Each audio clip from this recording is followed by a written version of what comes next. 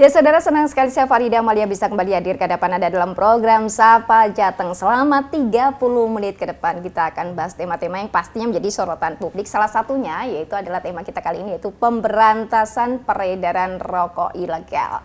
Untuk membahas tema kita kali ini telah hadir bersama dengan kita, yaitu narasumber yang berkompeten di bidangnya. Beliau adalah Kepala Seksi Bimbingan Kepatuhan dan Humas Bea Cukai Jateng dan DIY, Bapak Cahya Nugraha. Dan langsung saja kita berbincang dengan beliau. Apa kabar nih Pak? Alhamdulillah sehat, Mbak Lia. Alhamdulillah sehat nih, fresh dari ini ya, deadline-nya luar biasa nih tadi kalau kita lihat jadwalnya. Pak Cahya, seperti yang kita ketahui bersama, ini rokok ini kan memang masih menjadi ini ya, di Indonesia ini masih banyak warga yang merokok memang. Betul. Terlebih ini juga mereka merokoknya rokok ilegal. Yang menjadi sorotan ini kan, kenapa sih mereka harus mencari rokok ilegal itu? Kemudian seperti apa, mereka kan mikirnya rokok ilegal ini kan murah seperti ini. Tapi juga ternyata setelah kita lihat dari peredaran-peredaran rokok ilegal ini, dari Bea Cukai sendiri juga sudah banyak menggagalkan peredaran rokok ilegal ini. Sebenarnya apa sih sebenarnya rokok ilegal ini, Pak? Oke, jadi terima kasih Mbak Lia sama penonton semuanya. Jadi ciri-ciri rokok ilegal itu perlu saya sampaikan dulu Mbak ya, supaya masyarakat tuh lebih aware juga. Apa sih yang dinamakan rokok ilegal itu kan? Pertama adalah rokok yang tanpa pita cukai atau rokok polos. Kemudian yang kedua, rokok dengan pita cukai tapi pita cukainya bekas. Yang ketiga, dengan pita cukai tapi pita cukainya adalah palsu. Kemudian yang keempat adalah pita cukai yang salah peruntukan. Contohnya di sini gini Mbak, kan beda nih tarif cukai untuk rokok yang dibuat dengan tangan sama dibuat dengan mesin. Itu ada perbedaan tarif. Yang dengan mesin itu tarif cukainya lebih tinggi. Tapi ini sama pengusaha rokok yang nakal dipertukarkan, kadang begitu kan. Terus kemudian yang kelima itu salah personalisasi. Jadi pabrik rokok itu dibagi 3 golongan, 1, 2, dan 3. Untuk golongan 3 itu ada kode khusus personalisasi. Tujuannya supaya tidak dipertukarkan dan disalahgunakan, apalagi diperjualbelikan. Karena masing-masing pita cukai itu punya kode tersendiri dan untuk siapa kayak gitu Mbak. Berarti ada detailnya ya. Cuma kalau masyarakat awam ini kan tidak tahu, apalagi konsumen kan mikirnya yang penting murah seperti itu. Mungkin kayak gitu, betul. Tapi kan ada berbahayanya mungkin karena kandungannya juga tidak bisa dipantau mungkin ya Pak ya. Benar. Jadi kan rokok itu kalau misalkan yang legal, yang resmi, kan kita jelas nih siapa produsennya. Mungkin ada alamat kotanya di mana. Sehingga kita bisa tahu dia pasti jaga mutu dong. Jaga mutu, jaga kualitas. Ya kita tahu rokok itu merusak kesehatan, tapi kita kan nggak tahu di dalam racikan tembakau itu ada nggak barang-barang kimia yang dimasukkan ke situ. Nah itu berbahaya tuh Mbak. Yang konsumen kadang lihatnya yang penting murah. Yang penting ngebul, tapi bahaya kita karena nggak resmi tadi itu. Itu edukasinya yang mungkin masyarakat perlu ya Pak ya, karena kalau mereka kan mikirnya yang penting murah, bisa ngebul, apalagi ada kopi kan biasanya gitu. Temennya ngopi Mbak ya. Oh lagi pagi-pagi, padahal itu sebenarnya seperti yang tadi disampaikan oleh Pak Cahya, kita tidak tahu ada kandungan apa, zat kimia apa yang masuk dalam situ. Betul-betul. Kebanyakan juga ada juga yang tingwe itu loh Pak. Oh linting dewe. Nah itu, no problem tuh. Itu nggak apa-apa. Nggak apa-apa. Yang penting dia untuk konsumsi diri sendiri. Tapi kalau misalkan mau dijual, itu harus dikemas dalam penjualan eceran, itu wajib dipungut cukai. Nah, salah satu bukti bahwa rokok tersebut telah lunas cukainya yaitu dengan pelekatan pita cukai. Nah, jadi kalau misalkan rokok yang polos tanpa pita cukai, dipastikan dia tuh belum bayar cukai dan berarti dia ilegal. Tapi kalau yang tingwe tadi asal untuk konsumsi diri sendiri, pribadi, ya mungkin sama teman-temannya apa enggak rumahnya itu no problem lah gitu. Yang penting tidak dijual lagi loh. Nah itu tidak dipasarkan lagi ya. Betul, Pak Mbak, ya. Pak Cahya, sebenarnya ini mungkin masyarakat di sana bingung. Ini kenapa sih kok banyak yang ilegal? Apakah syarat untuk menjadi legal itu susah? Ataukah syarat menjadi legal itu mahal? Atau harus bagaimana? Mungkin banyak juga yang belum tahu untuk syaratnya menjadi legal bagaimana. Jadi pertama-tama Mbak, pabrik rokok itu harus mengajukan izin ke Bea Cukai dulu. Nanti akan mendapatkan NPP BKC, nomor pokok pengusaha barang kena cukai. Nah, dari NPP BKC tersebut, itu pengurusannya mudah, gampang, dan gratis. Nah, gratis itu yang gratis, perlu ditekankan, Pak, gratis. Dan kalaupun sampai ada misalkan petugas bea cukai atau oknum yang meminta jasa imbalan, laporkan ke kantor bea cukai di sini, Mbak. Pasti akan kita tindak karena itu memang transparan ini ya berarti Pak Jaya. Itu melanggar peraturan dan itu gratifikasi kayak gitu kan. Dan kita betul-betul komitmen dalam rangka WBK WBBM kita kalau seluruh pelayanan itu semua gratis. Dan kemudian syarat untuk menjadi pabrik rokok itu minimal luasnya 200 meter persegi. Nah, untuk beberapa pabrik rumahan ada yang terkendala. Terlalu mahal nih invest untuk 200 meter persegi. Pemerintah memberikan solusi, Mbak. Sekarang ada namanya APHT, aglomerasi pabrik hasil tembakau. Nah, di APHT tersebut itu bisa kumpulan beberapa UMKM pabrik rokok. Tidak harus dia memiliki, dia bisa sewa kontrak dan luasnya nggak sampai 200 meter. Jadi lebih ekonomis, lebih murah kalau rekan-rekan UMKM pabrik rokok itu ingin berusaha, ingin berproduksi rokok secara legal. Kayak gitu, Mbak. Sebenarnya solusinya juga udah clear ya, udah Pak? Ada solusinya itu. Untuk syaratnya gratis tadi, kemudian kalau misalkan tidak bisa 200 meter persegi ini disediakan tadi yang APHT. Jadi beberapa UMKM ini gabung. ya. Dan di Jawa Tengah dan DIY ini kebetulan baru satu, Mbak. Baru itu ada di Kudus, APHT Kudus. Di Indonesia baru 2, Kudus dan Sopeng di Sulawesi. Nah, nanti saya dengar nih, kan yang bikin APHT itu pemerintah daerah. Rencana dia di daerah Tegal sama Kebumen kalau nggak salah. Kemarin sudah naik-naik ke provinsi terkait dengan persyaratan dan lain sebagainya.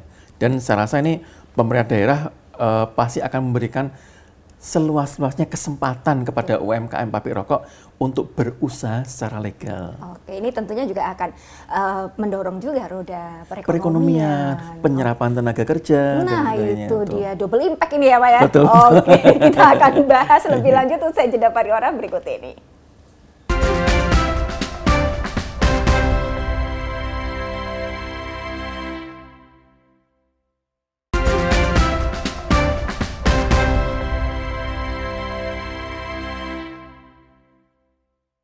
Ya, terima kasih saudara, Anda masih bersama kami dalam program Sapa Jateng dengan tema kita kali ini yaitu pemberantasan peredaran rokok ilegal. Jika tadi segmen pertama telah disampaikan bahwa sebenarnya untuk mengurus rokok ilegal menjadi rokok legal ini tidak sulit dan gratis ya, tadi sampaikan, bahkan ini pemerintah juga memberikan wadah. Jadi bagi para pelaku UMKM mungkin di sana atau mereka yang memang sudah punya niat untuk bikin usaha rokok tapi terkendala bingung ini bagaimana, tadi sudah disampaikan Pak Cahya solusinya. Betul. Pak, tadi kan solusinya memang ini pemerintah aware gitu ya. Oke, kalian kalau misalkan mau tumbuh ekonomi monggo, kita juga memberikan tempat seperti itu pemerintah.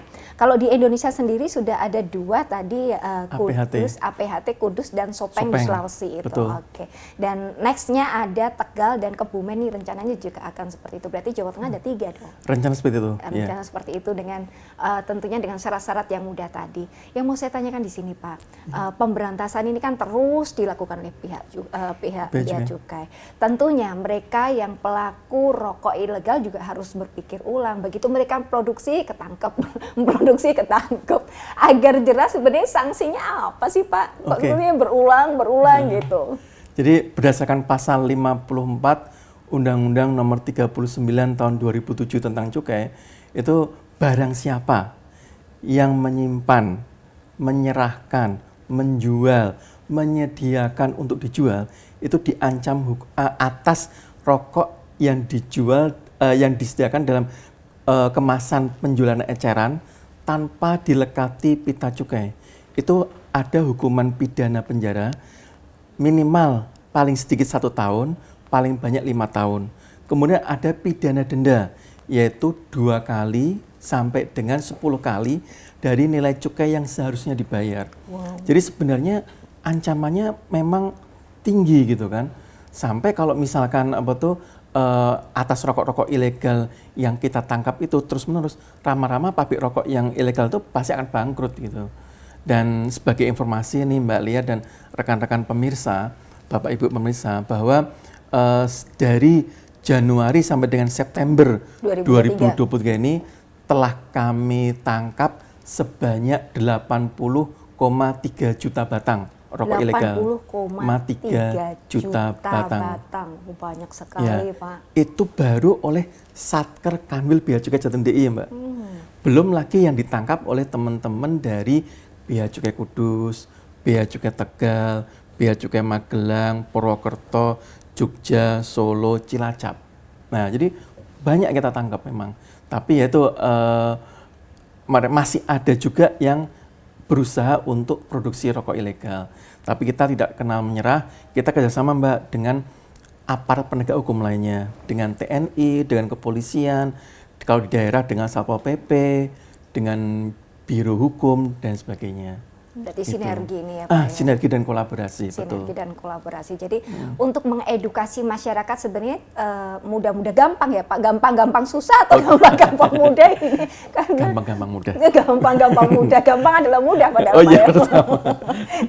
Ini mengapa mereka berulang-berulang seperti itu? Padahal tadi solusi sudah disampaikan Pak Cahya, daftarnya gratis ya Pak ya, syaratnya. Dan itu transparan tanpa tidak ada biaya pungutan pengurusan, biaya apapun. Gratis. Gitu. Kemudian untuk misalkan tidak sesuai, tidak memiliki lahan seluas yang 200 meter persegi juga sudah ada solusinya. Tadi disampaikan. Terus apa sih yang membuat mereka ini kok berulang seperti ini? Tadi sanksi juga sudah disampaikan ya Pak ya. Paling banyak kalau di Jawa Tengah ini yang saya tanyakan, yang di Jawa Tengah ini paling banyak nih daerah mana sih sebenarnya yang hasil dari pemberantasan peredaran rokok ilegal yang Pak Cahya temui, yang ternyata memang daerah-daerah ini adalah produksi rokok ilegal paling banyak. Daerah rawan rokok ilegal. Gitu ya. Daerah rawan rokok ilegal itu sudah kita petakan. Di Jawa Tengah ini paling banyak di pesisir utara. Jadi di Jepara, Pati, Kudus. Pati, Kudus, padahal Kudus kota kretek ya Pak? Betul, dan memang di sana banyak rokok resmi kan.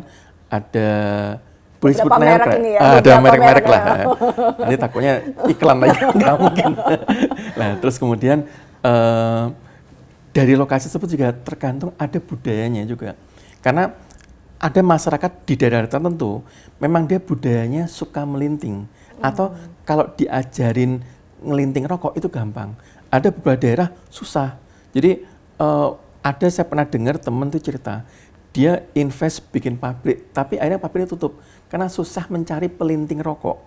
Sampai ada kayak gitu Mbak. Nah, jadi memang kebetulan budaya di daerah pantai utara sama pesisir selatan tuh emang budayanya orangnya gampang untuk diajari melinting rokok. Nah, kemudian kenapa sih kok mereka masih tertarik? Karena faktor bisnis yang menguntungkan, menggiurkan. Istilahnya gadis cantik lah kalau bisnis rokok itu kan. Jadi desa itu ya. Kembang desa gitu. Kembang desa. Jadi banyak yang tertarik dengan bisnis rokok ini, industri rokok. Seperti kita ketahui bahwa ya orang terkaya di Indonesia kan dari 2 pabrik besar rokok itu kan. Terus kemudian juga padahal di satu batang rokok Mbak, itu ada 3 macam pungutan negara. Yaitu pertama cukai, kedua pajak rokok, ketiga pajak pertambahan nilai hasil tembakau. 3 pungutan tadi itu besarnya sekitar 67,7% dari harga rokok per batang. Jadi kalau bayangkan aja, kalau 3 pungutan ini nggak dibayarkan, sudah ada keuntungan sekitar 30% kan. Nah itulah yang membuat orang tertarik untuk berbisnis rokok tanpa membayar cukai dan pungutan negara lainnya, sehingga harganya bisa murah. Ilegal itu ya, dan masyarakat nanti ada asap ada api kan. Rokok itu pakai api ya. Jadi karena tuntutan masyarakat yang pengennya murah, tapi mungkin belum teredukasi bahwa murah itu sebenarnya karena dia tidak membayar pungutan negara, mereka nggak ambil pusing kan. Yang penting murah dan ngebul. Padahal mereka mungkin memang belum teredukasi bahwa kenapa bisa murah. Karena dia tidak bayar cukai tadi. 67,7%, kira-kira sekitar itulah. Oke, nah itu dia pemirsa. Jadi paham kan ya, jadi tapi di sini kita bukan mengedukasi supaya masyarakat merokok tidak, Betul. tetap merokok tidak baik untuk kesehatan ya Pak Betul, ya. betul. Yang kita edukasi di sini adalah para pelaku usaha rokok ilegal ini supaya menjadi legal. Syarat-syaratnya sudah disampaikan oleh Pak Cahya tadi. Nah, kita akan bahas lagi terkait dengan peredaran rokok ilegal ini usai jeda pariwara berikut ini.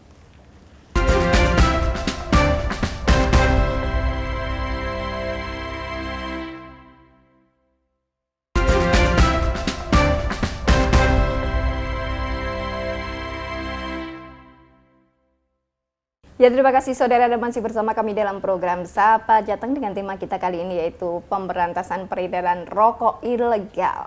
Pak Cahya, mau saya tanyakan, selama pemberantasan peredaran rokok ilegal, tadi dilakukan secara sinergi tentunya ya, dengan pihak-pihak terkait, ada nggak kendala yang dihadapi Pak?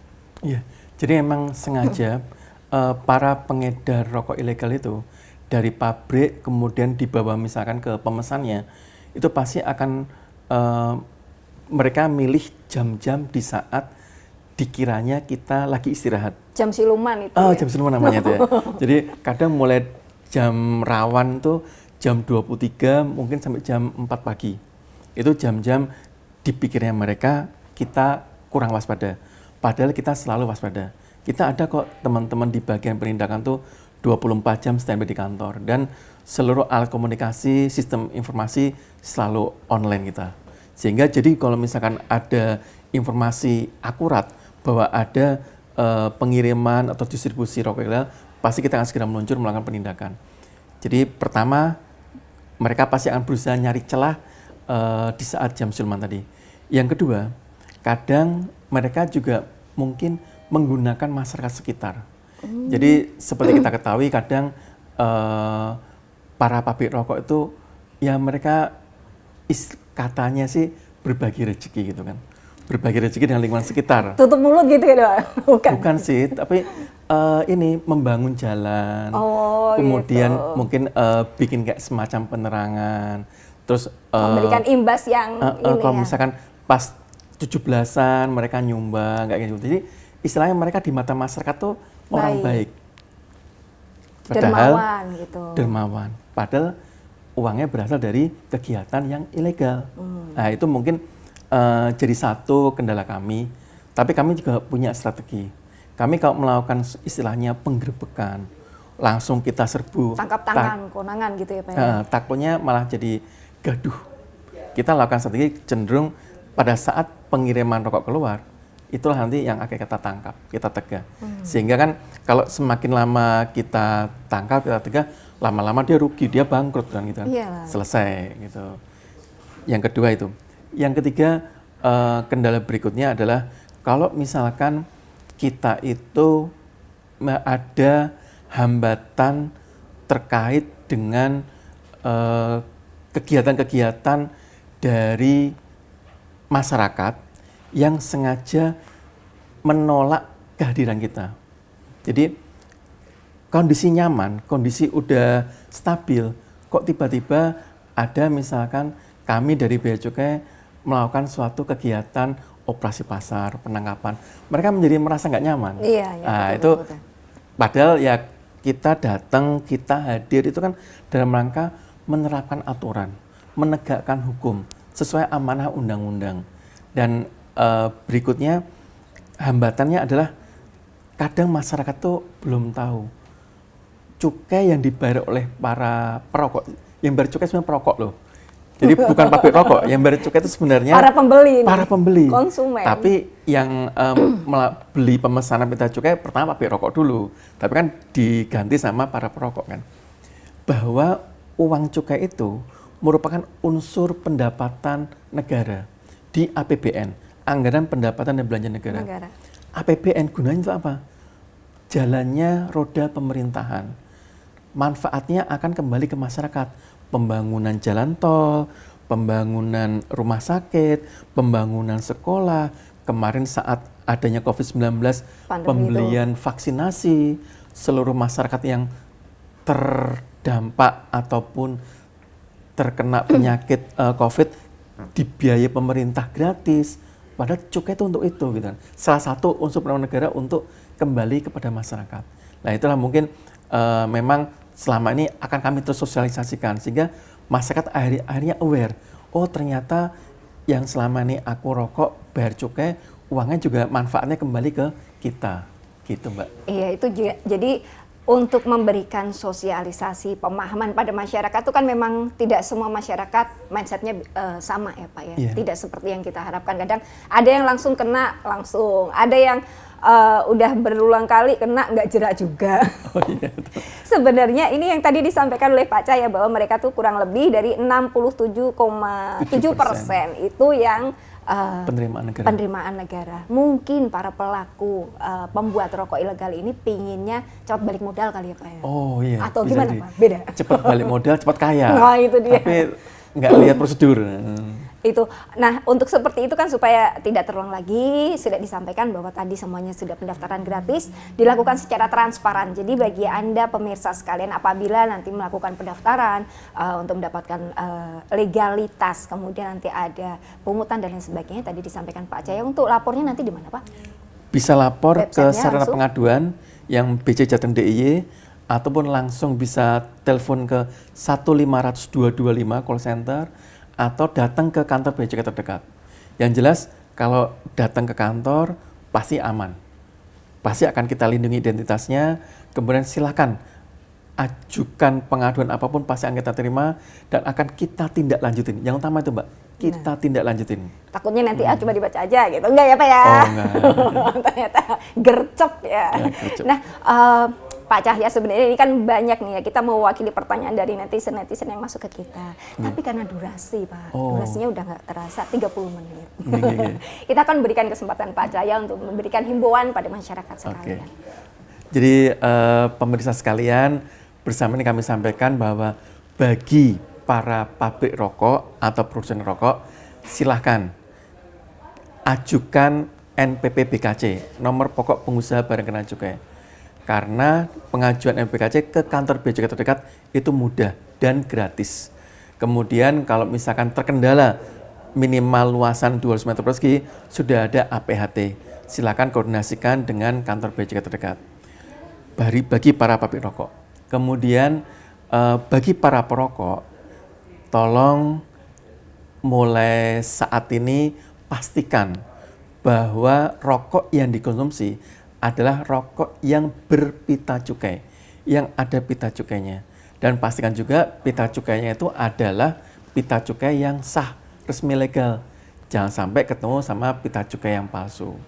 Kemudian bagi para penjual rokok yang monggo misalnya di toko, di warung, pastikan bahwa Bapak Ibu menjual rokok itu menjual rokok yang legal. Karena sayang, Bapak Ibu misalkan beli rokok yang ilegal, kemudian Bapak Ibu udah bayar langsung ke distributornya, akan kami sita. Istilahnya kan bakal rugi. Rokoknya kami sita, Bapak Ibu udah keluar uang, kan? Jadi pastikan Bapak Ibu yang menjual bahwa rokok yang Bapak Ibu jual adalah rokok yang legal. Terima kasih para pemirsa. Ya terima kasih Pak Cahya atas waktunya. Saudara, semoga perbincangan kami bisa menjadi inspirasi dan bermanfaat buat kita semua. Sapa Jateng kembali hadir pada tema-tema berikutnya. Saya Farida Amalia mewakili kerabat kerja yang bertugas mengucapkan terima kasih. Kompas TV, independen, terpercaya.